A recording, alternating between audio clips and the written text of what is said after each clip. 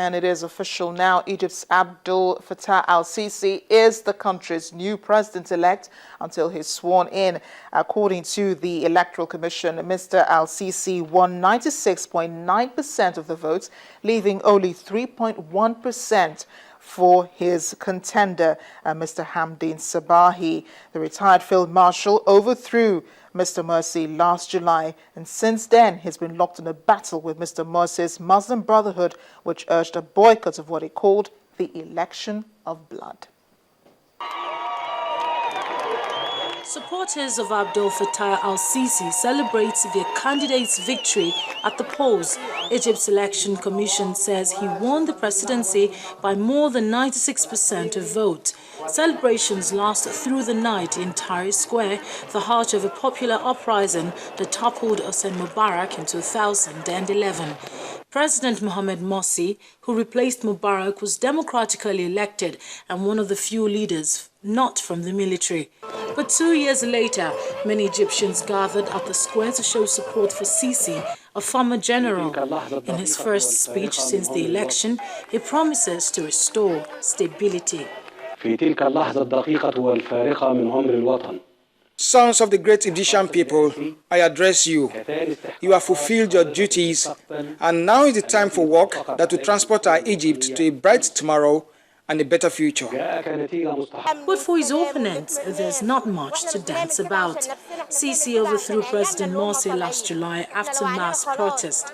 He also oversaw a bloody purge of Morsi's Islamic Brotherhood, in which more than 1,400 people were killed and thousands detained.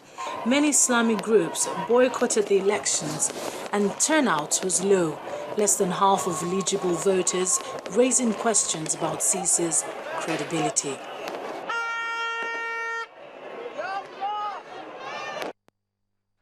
Well, let's get more now on the elections that brought General Al-Sisi to power. I'm being joined now by the VOA's Hamdeen Mohammed El-Shinawi. He joins us from the Washington newsroom. Mohammed, thank you for joining us on The World today. Well, the VOA has been covering the elections on the ground in Egypt. We've spoken to a couple of your correspondents who've been monitoring the elections. Apart from the Muslim Brotherhood, what other groups in Egypt are quite unhappy about the results of the elections? Well, I think the first to think of are the group of revolutionary youth who are not happy about bringing back an elected president with a military background. People are fed up with having the military ruling Egypt for almost 6 years, so they were looking for something else. Also, the human rights activists are concerned about the approach of the interim government curbing a lot of organizations who are working for democracy. And now the estimated number of people in jail is in tens of thousands. So people are not hopeful that this is the right thing to do after a revolution in Egypt.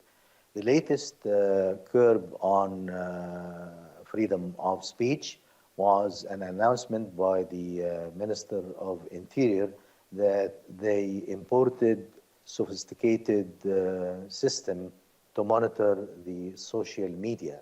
So people are laughing about if you open your Facebook, you might be arrested by remote. So this kind of restriction is worrying a lot of Egyptian people who were seeking more freedoms, not vice versa. Does it look like Hosni Mubarak all over again? Because we see a pattern here. Hosni Mubarak came in just the same way Abdulfatah Al-Sisi won the elections. And does it look like he will remain? I mean, he's not said anything about his tenure. I know he's just starting though, but does it look a bit like Hosni Mubarak all over again for Egypt? Every Egyptian hopes not, because Hosni Mubarak was not elected. Hosni Mubarak came after the assassination of President Sadat in Egypt, and Sisi came presiding over the failure of the Muslim Brotherhood to deliver what they promised. So the people who are backing him are hoping that he would be a different leader. And Hosni Mubarak didn't have the kind of problems that Sisi is to face after his election. And what's the fate of the daunting Muslim task. Brotherhood? What's the fate of the Muslim Brotherhood now? Do they still remain banned? Do they still hold meetings? The Muslim Are they still Brotherhood as influential as is they were during banned, Morsi's and tenure as it is president? now labeled as a terrorist group.